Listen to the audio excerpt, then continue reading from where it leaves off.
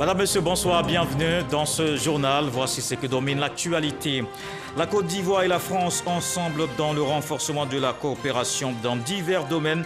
La France sera au rendez-vous, rassure le ministre français de l'Europe et des Affaires étrangères. Au sorti de sa rencontre avec le chef de l'État, Jean-Yves Le Drian annonce la signature de plusieurs accords avec des partenaires ivoiriens. Jean-Yves Le Drian, présent également à Jacquesville. Le Premier ministre Patrick Achi a inauguré ce jeudi l'Académie internationale de lutte contre le terrorisme. C'est un centre qui verra naître une élite sous-régionale d'hommes qui combattront pour la sécurité des nations. La Côte d'Ivoire et la France ont signé un accord dans le cadre de la formation. Emmanuel Macron annonce la fin de l'opération Barkhane au Sahel. Le président français évoque une transformation profonde de la présence militaire française. Il sera mise en place une alliance internationale anti-djihadiste dans la région. Des consultations seront menées d'ici à la fin du mois de juin avec les États-Unis, les partenaires européens et les pays du G5 Sahel. Que s'est-il passé concrètement au siège du Parlement africain en Afrique du Sud? Les parlementaires s'étaient réunis pour l'élection du nouveau président qui finalement n'a pu se tenir. Il a plutôt eu des échanges de bagarres entre délégations. On comprend tout dans le dossier politique à suivre. Une rencontre pour réaffirmer leur engagement quant au renforcement de la coopération entre la Côte d'Ivoire et la France. Le ministre français de l'Europe et des Affaires étrangères reçu par le président de la République, Alassane Ouattara, Jean-Yves Le Drian, se réjouit des relations franco-ivoiriennes. Jérôme Kofi Abolin. La France et la Côte d'Ivoire toujours pour une coopération exemplaire en tous les domaines. Parole de Jean-Yves Le Drian. Présent sur le sol ivoirien dans le cadre de l'inauguration à Jacquesville de l'Académie internationale de lutte contre le terrorisme, le ministre français des Affaires étrangères a été ce jeudi en fin de matinée l'hôte du palais présidentiel de la République de Côte d'Ivoire, où lui et le chef de l'État ivoirien Alassane Ouattara ont longuement échangé sur des sujets d'intérêt commun. J'ai eu l'occasion de dire au président Ouattara que la France sera au rendez-vous pour poursuivre la montée en puissance et l'internationalisation de cette académie de lutte contre le terrorisme afin d'avoir une culture commune de l'action contre le terrorisme. J'ai pu ce matin, profitant de ce déplacement, signer un accord pour la construction du projet Biovea avec à la fois un partenariat entre des financements ivoiriens et des financements de développement issus du groupe AFD, partenariat d'entreprise avec le groupe SIFCA, le groupe EDF et le groupe Meridiam, et puis un projet qui est à la fois un projet qui crée de l'emploi et qui permet de développer un mix énergétique respectueux de l'environnement et des accords de Paris. Donc je trouvais que c'était une bonne opération d'initier cette centrale. Et je dois dire au président Ouattara que si la mise en œuvre de ce projet va aussi vite que l'Académie de lutte contre le terrorisme, je serai encore ravi, puisque nous avons eu là une opération qui se sont produites dans des délais extrêmement rapides. En revenant par ailleurs sur la maladie à Covid-19, le ministre de l'Europe et des Affaires étrangères de la République française a indiqué croire en la capacité des pays africains de produire des vaccins en vue de la lutte contre la pandémie.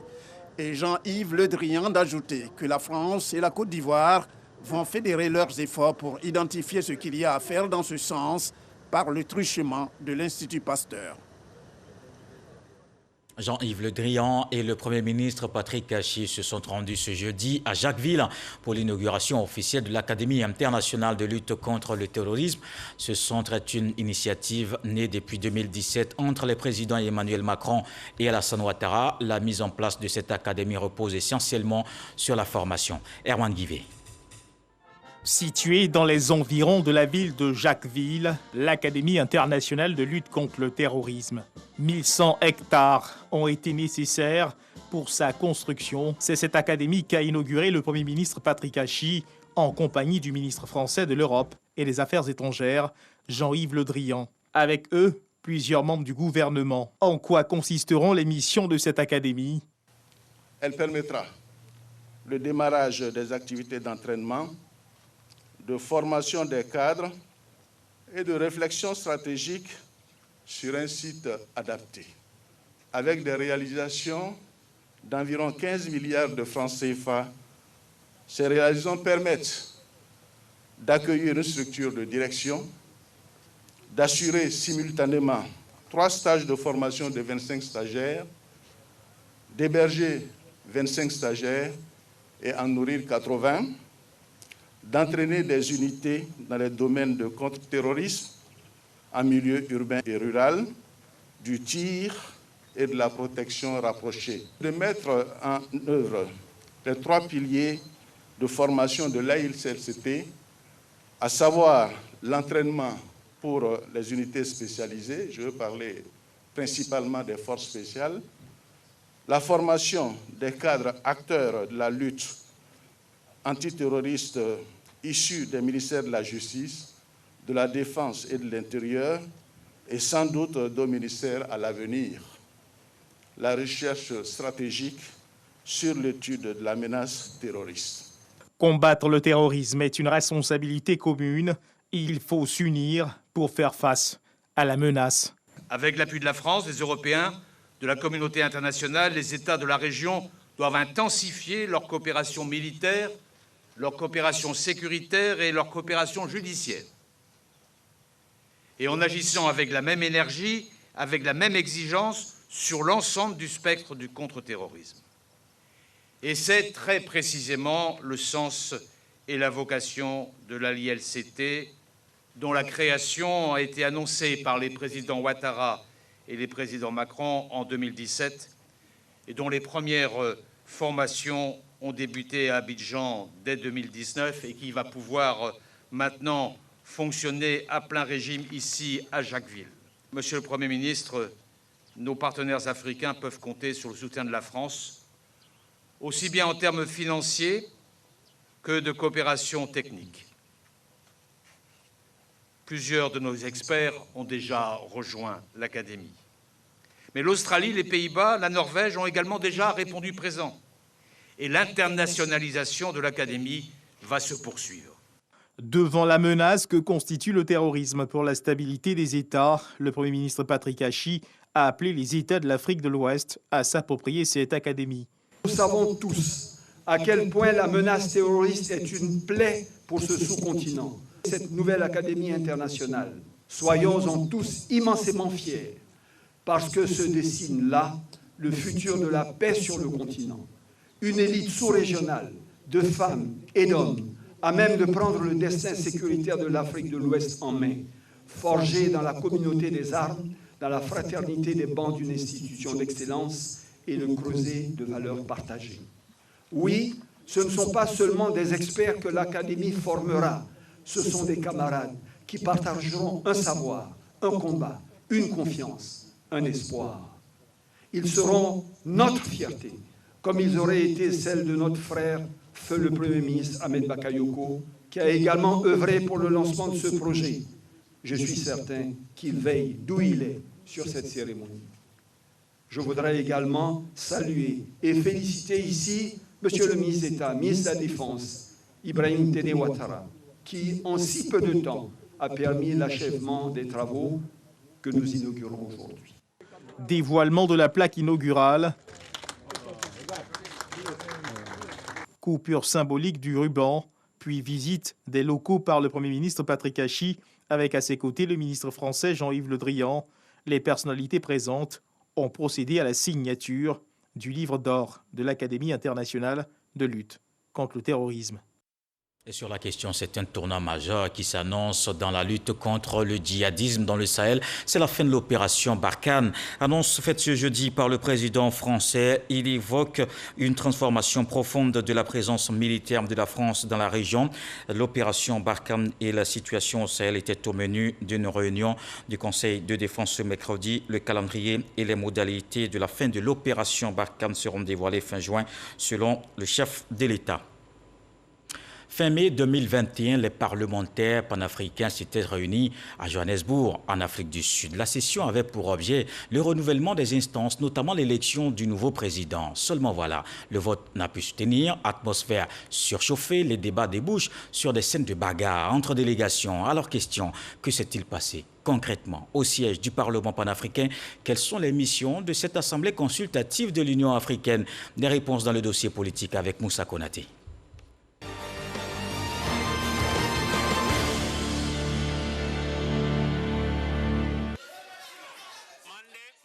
La vidéo a fait le tour de la toile.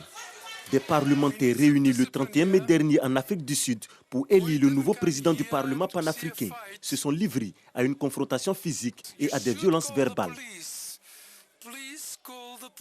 Aïssatou Aïdara Cissé, députée malienne, était en course pour le poste de président. Depuis Bamako, elle nous livre sa version des faits. La bagarre a éclaté parce qu'il faut retenir que nous sommes 3 candidats. Moi, candidate de l'Afrique de l'Ouest, M. Chirumbira, candidat de l'Afrique australe, zimbabwéen, et M. Albino, candidat de l'Afrique de l'Est, du Sud-Soudan. Au moment où on a commencé à appeler les candidats pour parler de leur programme, le candidat de l'Afrique de l'Est a été le premier candidat, M. Albino du Sud-Soudan, qu'on a appelé pour venir parler de ce qu'il peut faire, de ce qu'il veut faire, de son programme en gros. Au moment où il s'est levé pour parler, le Zimbabwe, la dame du Zimbabwe s'est levée pour dire non. Et pratiquement les députés du Zimbabwe et de l'Afrique du Sud, le désordre a été fait par les parlementaires de l'Afrique du Sud et du Zimbabwe. Les gens se demandaient, mais pourquoi l'Afrique du Sud? Tout simplement parce que l'Afrique du Sud est de l'Afrique australe et le candidat en question est le candidat de la SADC. Donc, ils considèrent que c'est leur candidat. C'est comme vous avez vu la Côte d'Ivoire se battre, les autres pays, le Niger et tout, parce que je suis la candidate de l'Afrique de l'Ouest. La présidence tournante, voilà le point de désaccord entre les parlementaires. Les candidatures ont été validées. Nous étions prêts à aller aux élections quand l'Afrique australe a dit qu'elle ne part pas aux élections et que les élections ne se tiendront pas si nous n'entrons pas dans un cycle de rotation. Qu'est-ce qu'ils appellent la rotation? Ils estiment que l'Afrique de l'Ouest ayant été déjà une fois président, l'Afrique de l'Est ayant déjà été, je crois, 2 fois président, il était question maintenant que le seul candidat de l'Afrique du Sud australe puisse être le seul candidat donc, pour ces élections. Ce qui est un faux débat. Si même on devait avoir ce débat, c'était avant la validation des candidatures. Je mets quiconque au défi de me montrer un seul article dans le règlement intérieur qui parle de rotation. Il n'y en a pas. Deuxièmement, la rotation est évoquée dans ce qu'on appelle le protocole de Malabo, qui est un protocole donc, qui accompagne le règlement intérieur, où les chefs d'État à Malabo ont estimé qu'il était bon que dans la gestion du bureau, qu'on aille à la rotation. Mais cette rotation est conditionnée par la ratification donc, du protocole par au moins 28 pays. Aujourd'hui, nous sommes à 13. Et aucun pays de l'Afrique australe n'a ratifié le protocole. Aucun. Donc, on ne peut pas d'un côté vouloir la rotation et de l'autre refuser la ratification qui doit nous amener à la rotation. C'est humiliant pour l'Afrique. Il faut qu'on apprenne à respecter nos textes. La scène de bagarre a suscité une vive polémique. La préoccupation des députés sud-africains ou anglophones ou de l'Afrique australe, elle n'est pas mauvaise. Mais ce n'est pas une raison d'user des violences, d'user de menaces, d'user d'intimidation, comme certains députés sud-africains l'ont fait, en cassant les urnes, en menaçant ça et là. Ça, ce n'est pas bien. J'ai vu qu'il y a eu beaucoup de polémiques sur l'attitude de ma collègue Mariam. D'abord, il faut qu'on sache que Mariam n'est pas la seule qui soit venue défendre le comité ad hoc. Parce qu'en réalité, il s'agissait de défendre le comité ad hoc. Le comité ad hoc, c'est le comité qui devait donc organiser les élections, qui était présidé par Janet Kabila, donc de la RDC. Donc, face à la violence de ces Sud-Africains, nous avons estimé que certains membres donc, de nos caucus, l'Afrique de l'Ouest, l'Afrique centrale et l'Afrique du Nord, devaient protéger les députés membres du comité ad hoc. Le président de la Commission de l'Union africaine a réagi à travers un tweet. Les scènes de violence choquantes au Parlement panafricain ternissent l'image de cette institution. J'appelle tous les parlementaires à se ressaisir et à se conformer aux règles et procédures de l'institution. Cet incident a attiré l'attention sur l'institution parlementaire qui jusque-là est peu connue. Créé en 2004, le Parlement panafricain est une organisation composée de 53 pays africains. Chaque pays est représenté par 5 membres. 3 députés et 2 sénateurs ivoiriens y siègent pour le compte de la Côte d'Ivoire. Les partis au pouvoir et tous les mouvements dans un pays doivent pouvoir être représentés dans la délégation de ce pays au Parlement panafricain. Et il y a une règle. En plus, c'est qu'il faut qu'il y ait au moins une femme parlementaire dans les délégations. Après donc 17 ans d'exercice, l'on s'interroge toujours sur le rôle précis du Parlement panafricain, ses missions ainsi que l'impact réel de ses décisions au plan continental. Pour l'instant, c'est un Parlement qui a un pouvoir consultatif, simplement consultatif. Et aujourd'hui, le débat au niveau du Parlement panafricain et par rapport aux élections qui devaient avoir lieu, chacun des candidats avait compris qu'il fallait que le Parlement panafricain puisse jouer un rôle législatif. Et la deuxième phase de ce Parlement, c'est d'acquérir ce pouvoir législatif et de pouvoir faire des propositions qui vont permettre d'ailleurs à l'Union africaine d'avoir une politique agricole, d'avoir une politique des transports, une politique de développement qui soit pleinement intégrée. La session du Parlement panafricain est pour l'heure suspendue. L'élection est reportée. Mais que disent les textes pour la suite? Les élections devaient se tenir au plus tard le 31 mai, c'est ce que dit les textes. Mais puisque le processus a été interrompu, on compte sur le mois d'octobre, mois au cours duquel il y a une session. Et c'est à cette session, parce que c'est en plénière qu'il faut faire les élections, mais on a la possibilité aussi de faire une session extraordinaire. J'espère tout simplement que les sanctions seront levées sur le Mali et qu'on pourra voir dans quelle mesure organiser une session extraordinaire pour faire les élections. Même si son efficacité est parfois mise en doute, le Parlement panafricain a le mérite d'exister avec son statut d'Assemblée consultative de l'Union africaine. Toutefois, le dérapage de Midrand à Johannesburg est considéré comme une publicité négative pour cette institution parlementaire africaine. Le dossier politique, le Parlement panafricain, élection du nouveau président sur fond de tension.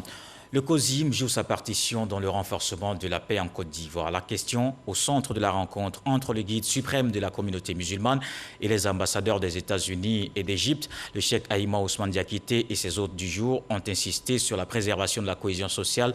Les diplomates l'invitent à s'impliquer davantage dans le dialogue politique. Connaît par Gassoro Demadongui.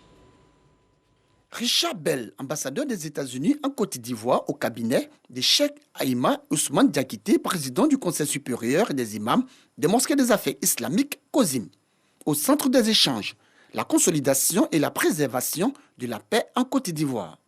Nos deux pays, les États-Unis d'Amérique et la Côte d'Ivoire, ont ceci en commun que nous sommes des pays riches en diversité ethnique et religieuse et que le vivre ensemble, malgré les différences d'opinion, les différences de pratiques, mais en reconnaissant chacun dans l'autre un être humain, ça permet vraiment à un pays de s'épanouir pleinement. Cheikh Aïma Ousmane Diakité, tout en se réjouissant de la visite du diplomate américain, a tenu à lui traduire toute la reconnaissance de la communauté musulmane de Côte d'Ivoire. Tous les imams de Côte d'Ivoire sont très honorés et rassurés en même temps que le pays le plus puissant au monde a un représentant aussi humble et qui vient vers les autres, venir partager les sentiments d'amitié profond. En tout cas, nous avons félicité l'ambassadeur, nous sommes heureux de sa visite. En fin de soirée, c'est le diplomate égyptien Badawi Wael qui a rendu visite au président du COSIM. L'importance de la promotion d'un islam tolérant et modéré était au cœur de cette rencontre. Nous notons vraiment avec grand plaisir et grande satisfaction les efforts qui sont déployés par son éminence Ousmane Diakité et puis son excellence Monsieur le Président Alassane Ouattara pour assurer un développement équitable pour toutes les communautés ici en Côte d'Ivoire, pour promouvoir la paix et la stabilité. Les diplomates américains et égyptiens n'ont pas manqué d'inviter Cheikh Haïma Ousmane Diakité et l'ensemble de la communauté musulmane à multiplier prières et adorations pour une Côte d'Ivoire paisible et plus harmonieuse. Dernier jour de la campagne pour les législatives partielles du samedi 12 juin, on fait le tour de nos reporters sur le terrain.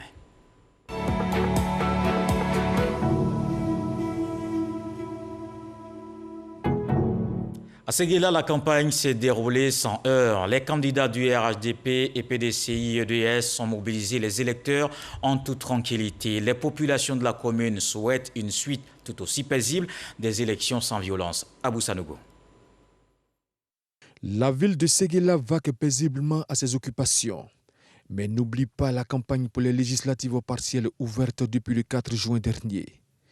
Ici à Séguéla dans le Ourodougou, on milite pour une élection apaisée et sans violence. Ça s'est passé très bien.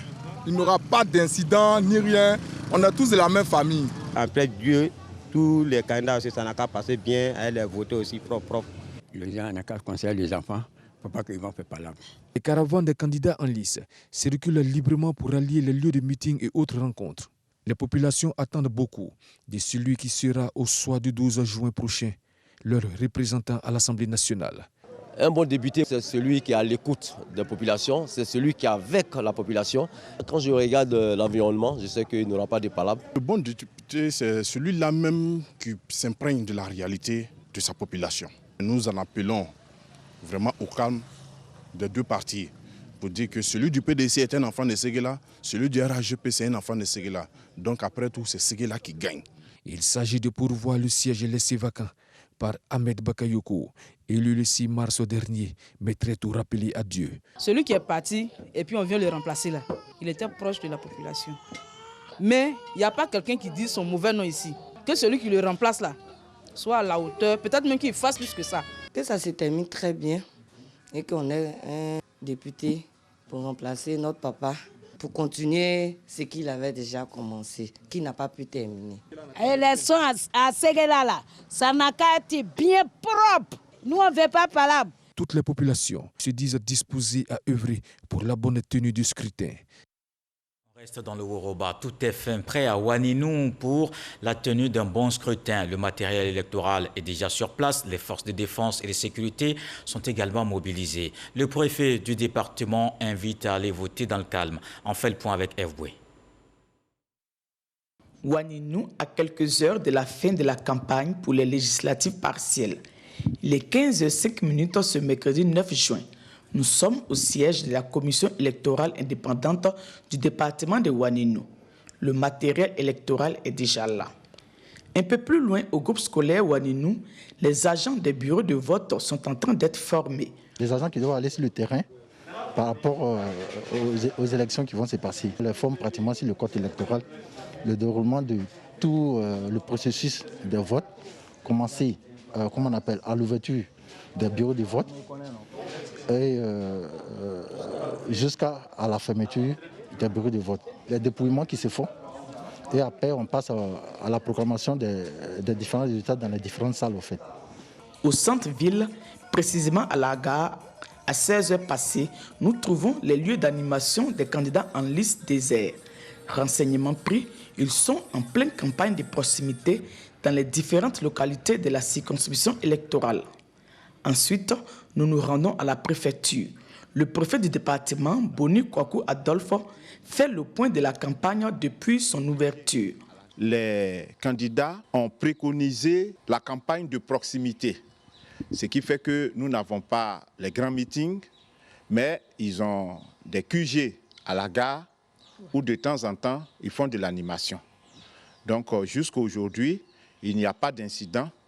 La campagne se déroule dans de très bonnes conditions. Pour la sécurisation du scrutin, toutes les forces de défense et de sécurité sont mobilisées avec des renforts venus entre autres de Man, Diokoué, Odiéné et Korogo. Au niveau de la sécurisation, nous avons les forces de première catégorie. Il y aura la police, la gendarmerie. Nous avons un détachement de l'escadron et des FACI. Donc, tous ces détachements seront chargés d'assurer la sécurisation des élections. Et je voudrais donc inviter la population le 12 juin à aller voter dans le calme et que le meilleur gagne. Et le meilleur sera parmi ces deux candidats en lice pour cette circonscription électorale. Fin de la campagne ce jeudi à minuit. Rendez-vous dans les urnes pour les législatives partielles le samedi 12 juin. Intéressons-nous au sommet mondial sur le caoutchouc. 14 communications, 4 panels suivis à partir d'Abidjan dans de meilleures conditions de réception du signal. Voilà les défis technologiques relevés par la Côte d'Ivoire. Mais comment? Notre reporter Noël Niagno nous explique. Les Ivoiriens sont résilients. À chaque situation, nous essayons de nous adapter, de faire en sorte que nous puissions tirer notre épingle du jeu. La preuve par 4 de cette résilience, la bonne tenue du premier sommet mondial virtuel sur le caoutchouc. La cérémonie d'ouverture, il y avait une vingtaine de pays connectés à travers le monde, en Asie, en Amérique, en Europe et en Afrique. Et plus de 200 participants, dont la moitié au moins étaient connectés avec l'Europe. Les performances au niveau de la production ne sont pas en reste. Les statistiques des 3 dernières années nous indiquent que notre production annuelle s'est accrue au minimum de 18% par an. Et c'est ça le mystère que le monde entier vient chercher à comprendre. Préoccupation majeure des acteurs ivoiriens de la filière, aller au-delà de la première transformation pour mieux exploiter les avantages socio-économiques de l'ovéaculture. D'ici 2 ans, la Côte d'Ivoire ne sera pas 4e mondiale, mais peut-être 3e mondiale. Et donc, arriver, bien sûr, si on atteint ces résultats, nous allons demander à l'État de nous accompagner pour la 2e et voire la 3e transformation du caoutchouc. Parce que c'est là-bas que se trouve la valeur ajoutée. Ouvert ce mardi, le premier sommet virtuel sur le caoutchouc fait sa dernière saignée, demain vendredi 11 juin. La Direction générale des marchés publics a un nouveau siège à Moussa Sanogo. Le ministre du Budget et du portefeuille de l'État a visité les locaux. L'édifice est situé à la rivière Bonoumain. Il vise à améliorer les conditions de travail des agents chargés de contrôler les procédures de passation des marchés publics. Cette acquisition sonne comme un nouveau départ de l'État avec Mahama Traoré. Dans la commune de Cocody, quartier Riviera-Bonoumain, ces 2 bâtiments de type R+4 servent désormais de siège à la Direction générale des marchés publics. Bâti sur près de 5000 m², l'édifice équipé de toutes les commodités va accueillir l'ensemble des 230 agents au niveau central, ce qui va optimiser le contrôle de la régularité des opérations liées à la commande publique, selon le directeur général des marchés publics. Depuis décembre 2019, la direction des marchés publics a été érigée en direction générale avec de nouveaux défis. Et nous savons qu'il y a beaucoup d'attentes derrière cette acquisition et nous ferons de sorte que ces attentes soient comblées par l'efficacité du contrôle qui est l'essentiel de notre mission. Ce jeudi, Moussa Sanogo est venu connaître les locaux de la Direction générale des marchés publics. Le ministre du Budget et du portefeuille de l'État a visité les 2 bâtiments, quelques-uns des 77 bureaux, les salles informatiques, les 3 salles de conférence, dont l'une porte son nom. Il y a des équipements très modernes. Nous sommes en train de faire beaucoup de travaux pour accélérer la dématérialisation totale des opérations de passation des marchés. Donc ça permettra de gagner beaucoup de temps. Ça permettra aussi d'assurer une grande transparence dans les marchés. Je pense que c'est quelque chose qui va être extrêmement important pour l'ensemble de notre écosystème. Avant son érection en direction générale par décret en 2019, cette entité était une direction centrale de la Direction générale du budget et des finances. La nouvelle Direction générale des marchés publics est composée de 4 directions centrales. Le monde économique également éprouvé par la crise sanitaire. La lutte contre la Covid-19 continue pour mettre fin à cette pandémie.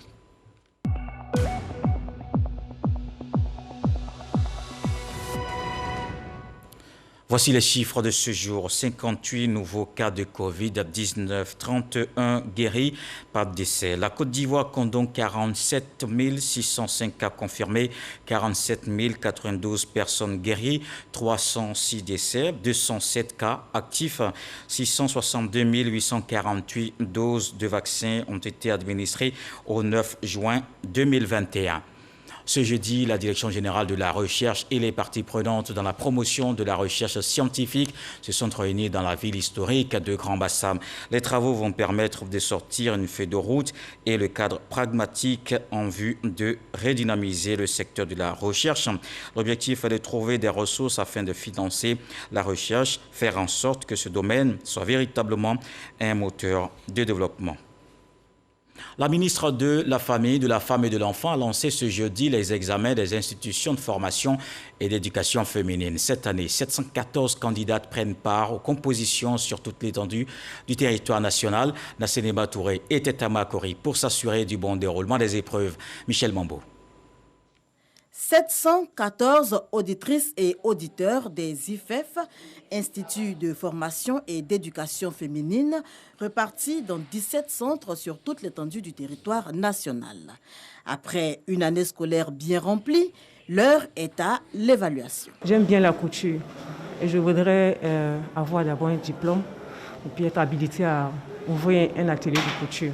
La ministre de la Femme, de la Famille et de l'Enfant est sur le terrain. À l'IFEF de Makori, Nasseneba Touré est venu s'assurer du bon déroulement des épreuves.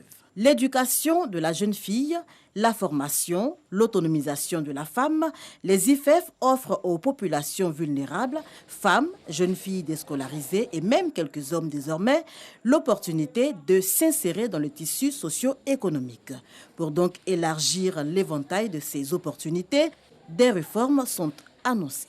Le gouvernement est en train de travailler à une réforme des IFEF, des instituts de formation et d'éducation féminine, pour pouvoir intégrer d'autres corps de métiers aujourd'hui qui sont demandés, qui ont une forte demande sur le marché de l'emploi. Alors, il y a les métiers de l'agriculture, il y a surtout les métiers des nouvelles technologies, des TIC. Et à cet effet, je voudrais dire qu'il y a 20 centres qui sont déjà digitalisés et nous allons aussi penser à intégrer l'apprentissage de l'entrepreneuriat. L'examen de fin d'année des IFEF s'est tenu sur une journée ce jeudi 10 juin avec des modules ayant trait à la vie familiale, la couture et la pâtisserie. Je vous emmène dans la région du Gontougo. Bientôt un collège de proximité à Boya. Le ministre d'État Kobedan Kwasi Adjoumani a procédé à la pose de la première pierre. Cette école sortira de terre dans quelques mois. Un investissement de 200 millions de francs CFA du Conseil régional du Gontougo qui met un accent sur l'éducation dans la localité. Herman Yamien. Par cette pose de première pierre du collège de proximité de Boya, sous-préfecture du département de Kounfao, le ministre d'État, ministre de l'Agriculture et du Développement rural, Kobedan Kwasi Adjoumani, soulage ainsi les populations de cette localité. Les parents d'élèves n'auront plus à se donner de la peine pour trouver un tuteur pour leurs enfants après leur orientation en 6e. Nos enfants seront bien formés. Les problèmes de grossesse précoce de nos filles qui vont dans les grandes villes et qui sont dépaysées, je crois que c'est la solution aujourd'hui. On le dit souvent, construire une école, c'est fermer la porte d'une prison. Merci au président de la République. Priez le bon Dieu pour que le bon Dieu continue à l'inspirer et à le guider. La construction de ce collège de proximité, œuvre du Conseil régional du Gontougo, va coûter 200 millions de francs CFA. Elle traduit clairement la place qu'occupe l'éducation dans les priorités de cette institution. Le ministre d'État, ministre de l'Agriculture et du Développement rural, indique quant à lui que toutes les initiatives visant à favoriser le développement de la région du Gontougo doivent être soutenues. Nous avons besoin d'en construire davantage parce que les enfants sont nombreux, il faut pouvoir les caser. Alors donc si des cadres, si des fonctionnaires ont cette idée de promouvoir l'école dans nos villages, nous ne pouvons que les encourager, les saluer. Justement, pour s'inscrire dans cette dynamique, après Boya, le ministre d'État Kobedan Kwasi Adjoumani a procédé à l'inauguration d'un collège privé dans la sous-préfecture de Kwasi d'Atekrou. Au cours de cette cérémonie, les meilleurs élèves de la localité ont été primés pour créer la saine émulation entre les apprenants. Le conseil municipal de Bondiali est également au travail. Première réunion ordinaire de l'année. La maire de la commune, Maria Toukone, annonce des projets pour 2021, notamment la construction de l'hôtel de ville à Mississoko. Bondiali, accueil triomphal de la nouvelle ministre de l'Éducation nationale et de l'alphabétisation, Maria Toukone. La députée maire retrouve les siens plusieurs semaines après sa nomination. C'est à la faveur de la première session ordinaire de l'année 2021 du conseil municipal de Boundiali. Des retrouvailles marquées de gratitude à travers la lecture d'une motion de soutien au président de la République Alassane Ouattara pour la confiance renouvelée en leur fille. À ce ministère, j'ai décidé de faire de la qualité et du mérite mon slogan. Une école de qualité, une école de mérite dans la transparence et dans l'équité. Je demande le soutien de mes parents. À cette énième session tournante, les membres du conseil ont félicité leur député maire Maria Tokone pour sa gestion transparente du compte administratif de la commune qui enregistre un excédent de plus de 100 millions de francs CFA. Une occasion pour elle d'annoncer de grands projets pour cette année. C'est la construction de l'hôtel de ville. La maquette est déjà faite. Dès lundi, les travaux démarrent. Il y a également l'autre grand projet, les feux tricolores. À l'issue de la première session du conseil municipal, la députée maire Maria Tokone a procédé à la remise du matériel de secours au groupement des sapeurs-pompiers de Boundiali, au chef de service de la mairie, 9 motos, et aux fédérations de coopératives féminines, plusieurs sacs d'engrais, des pulvérisateurs et des semences. Dans le reste de l'actualité, le Premier ministre centrafricain Firmin Ngredada a annoncé ce jeudi avoir remis sa démission au président Faustin Archange Touadéra, un processus qui devrait entraîner la formation d'un nouveau gouvernement. Il était en poste depuis le 25 février 2019, après la signature d'un accord de paix entre les autorités et les groupes armés. Voilà qui met un terme à ce journal. Merci d'avoir suivi Retour de l'actualité 23h avec Abdoulaye Koné. Demain 20h, retrouvez Marie-Laure Ngoron. Ce soir, le sage nous apprend que le pot de terre qui n'est pas encore cuit ne doit pas jouer tout près de l'eau.